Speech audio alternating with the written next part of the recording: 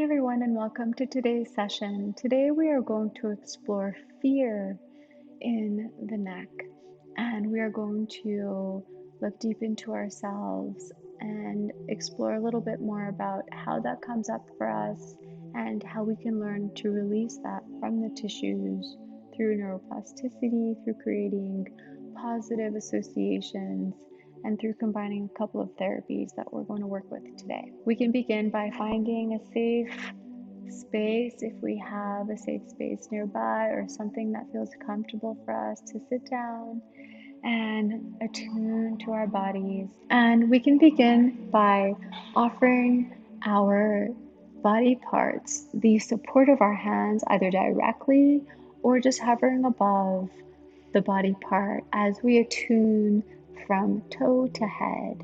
So, beginning with our feet and our toes, we can think about the colors and the sensations that come up. So, I would say my feet and my toes are feeling aqua right now.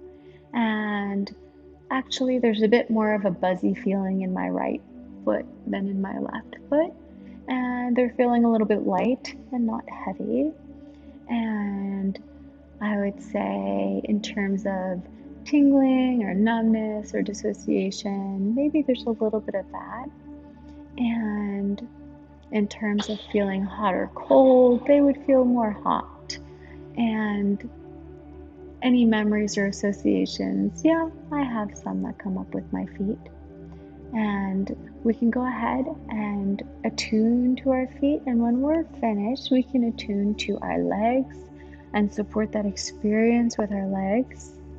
And then when we're ready, we can attune to our knees, and we can pause the video at any point to really focus on any one body part that's screaming for our attention. And we can focus on our thighs and attune to our thighs with the support of our hands. And then we can attune to our pelvis and our genitals. And we can attune to our stomach.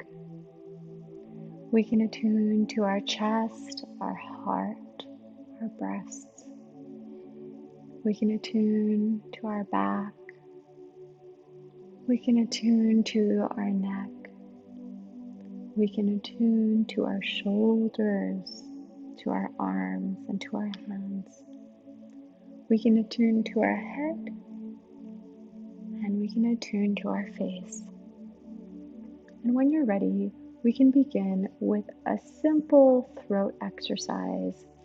And when we tune into fear, the throat is a huge part of where fear comes from, because we have our carotids running right by our throat.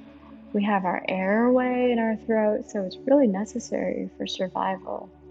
And we have the capacity to call for help in our throat. So this is a really important part of our body. It's important for our survival in every way. In terms of fear, when our survival is threatened, we can feel tightness in our throat. So whether that's a tightness or a fear, an anxiety, we can slowly begin to work with that.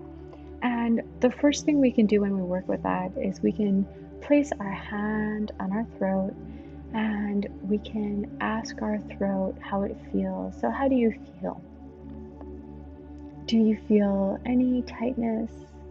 Do you feel dark or light? Do you feel heavy? Do you feel numb, dissociated, tingly?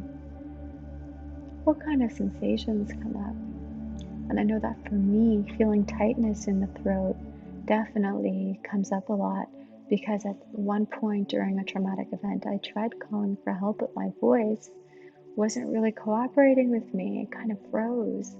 And so for me, tightness is a sensation that comes up and that I've learned to work with. And so you can think about associations and memories that come up for you in terms of your throat and your voice. And when you do, we can speak those associations and memories, and we can acknowledge them with the support of our hands. And we can tell our throat and our voice, I'm sorry you went through that. That sucks. And maybe that just means you weren't heard in the workplace, that really sucks. Maybe that means you weren't heard as a child, which really sucks. Maybe that means maybe we didn't get what we wanted and we really asked for something for a long time and we didn't get it. Whatever it was. And we can hold space and say, that sucks. That really sucks. I hear you, I feel you, and I grieve for you. And we can notice how that acknowledgement and that attunement shifts sensations within our throat and in our neck. And now moving on to the exercise that we're going to work with today, we can simply take our hands and turn them into a really tight fist. And as they're in a really tight fist, we're going to imagine that that's how maybe our throat feels. So if our throat feels a little bit tight, we can do a little bit tight of a fist. If our throat feels a lot tight, or if our throat feels tingly, we can do that with our hands. And as we do that, we can slowly make it more spacious, more roomy, and decrease the sensations by opening it up with our hands.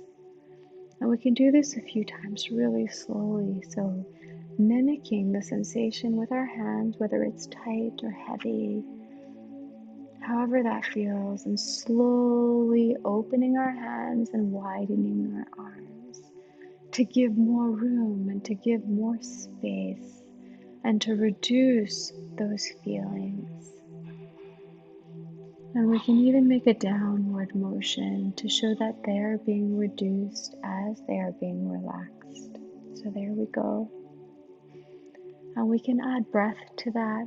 So as we're doing the tight motion, we can breathe in, and then as we go wide and down, we can breathe out and try and prolong your exhales as well. And you can give a little hum on the way out if you want to. And the hum is something that vibrates the vagus nerve and helps to relax the body as well.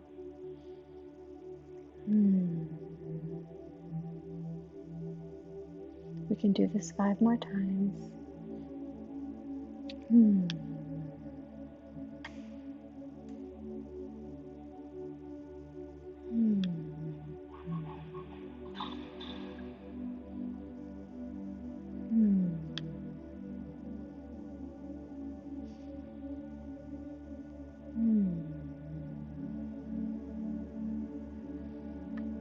And so that's an imagery technique, and it uses some movement and some polyvagal theory and some breathing in order to help the throat relax and release some trauma as well.